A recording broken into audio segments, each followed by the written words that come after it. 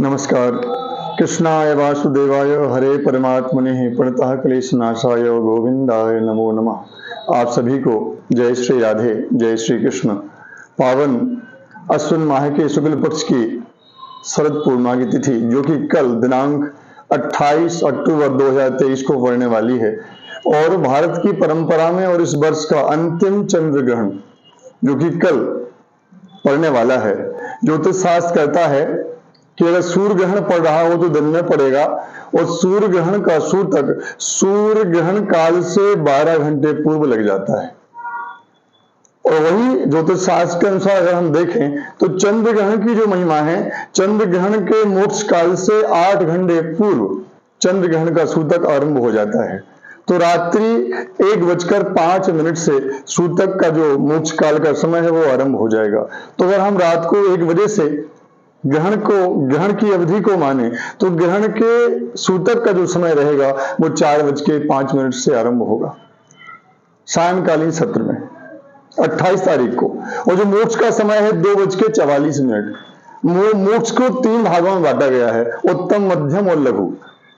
तो जो उत्तम मोक्ष का जो समय है ग्रहण का, चंद्र ग्रहण का, जिसमें चंद्रमा को रिलीफ या शांति या फिर सुकून का अनुभव होगा, उस समय पर माताएं बहनें चाहें तो चंद्रमा के लिए अर्घ्य दे सकती हैं, चंद्रमा का जप कर सकती हैं। ओम सोम सोमाय नमः इस मंत्र का बार बार प्रयोग कर सकती हैं, बिना किसी माला के, बिना किसी पात्र के, बिना किसी वस्तु के उपयोग किए हुए। कल एक महत्वपूर्ण पर्व मनाया जाता है हमारे भारतवर्ष में, शरद पूर्णिमा। माताएं खोवा आदि मिष्ठान के लड्डुओं को बना करके अपने पति के दीर्घायु के लिए, संतान की दीर्घायु के लिए उन खाद्य वस्तुओं का भगवान को भोग अर्पित करती हैं और स्वयं अपने उस व्रत को पूर्ण करती हैं। अब ऐसी स्थिति में उस व्रत को कब मनाया जाए, कैसे मनाया जाए और क्या उचित होगा, आइए हम जाने। कल की जो विधि रहेगी, माताएं बहनें या तो 2:30 के बाद मनाएं, 2:44 के बाद इस व्रत को मनाएं अथवा 4 बजे से पहले मनाएं। ग्रहण मोक्ष होने के बाद मनाया जाए इस व्रत को अथवा 4 बजे से पूर्व मनाया जाए। शास्त्रों में लिखा गया है, भगवान पिता रात्रि शरदोत्फुल्ल मल्लिका विक्षरन्तु मनुष्यचक्रे योग माया मुपासिता। गोपियों ने कन्हैया को बनाने के लिए रात्रि में महाराज बंसी की धुन सुनी। जो जिस अवस्था में थी गोप गोपांगनाएं वैसी चली कन्हैया से मिलने के लिए। ये प्रिया और प्रीतम की मिलन की रात्रि है, ये परमात्मा और आत्मा का मिलन का महोत्सव है शरद पूर्णिमा। और हम अगर आम भाषा में सहमें तो शरद पूर्णिमा मतलब बारिश का जाता हुआ क्षण और शारदीय ऋतु का आता हुआ क्षण, ये मिलन की रात्रि है शरद पूर्णिमा। बरसात की विदा की बेला और महाराज सर्दी का आने का मौसम, समय, ऋतु। इसके स्वागत में गोप गोपांगनाओं ने कृष्ण के साथ रास की लीला की थी। हमारे ब्रज वृंदावन में गोपी गीत के पाठ होते हैं शरद पूर्णिमा को। जयति तेधिकम जन्म नाभजा श्वेत इंद्रा सस्व दत्त ही। गोप गोपांगनाएं सुंदर भाव से इस गोपी गीत का पाठ करती हैं। तो आपको करना क्या है, विशेषकर उन माताओं को, उन बहनों को जो व्रत रखती हैं,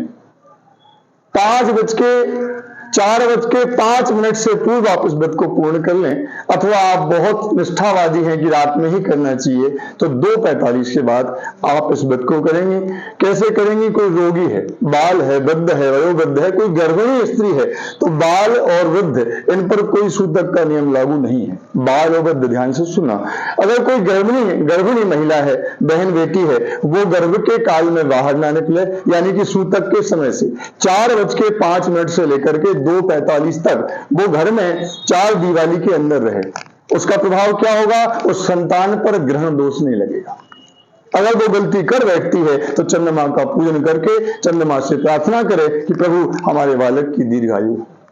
तो गृहिणी विशेषकर 4 दीवारी में रहे। बाल वृद्ध संभव हो तो पान ना करें कोई भी चीज का, और अगर ना संभव हो तो बाल वृद्ध को छूट है, खा सकते हैं, पी सकते हैं। अगर हम आप स्वस्थ हैं तो 4 बजे से पहले ही पूजा कर लें, ठाकुर जी के पट बंद कर दें, खान पीन की सारी व्यवस्थाएं 4 से पूर्व कर लें। 4 के बाद रात के 2:30 बजे तक आप कुछ खा नहीं सकते, पी नहीं सकते, पूजा नहीं कर सकते, अन्य और भी काम आप नहीं कर सकते। इसलिए इस व्रत को अंतिम ग्रहण ये माना गया है, चंद्र ग्रहण। तो आप सभी इन विधियों का पालन करें। मंगलमय शुभकामनाएं। ओम सोम सोमाय नमः मंत्र का जाप करें, गोपी गीत का उच्चारण करें, भगवान राधा और कृष्ण का स्मरण करते हुए अपनी रात्रि व्यतीत करें।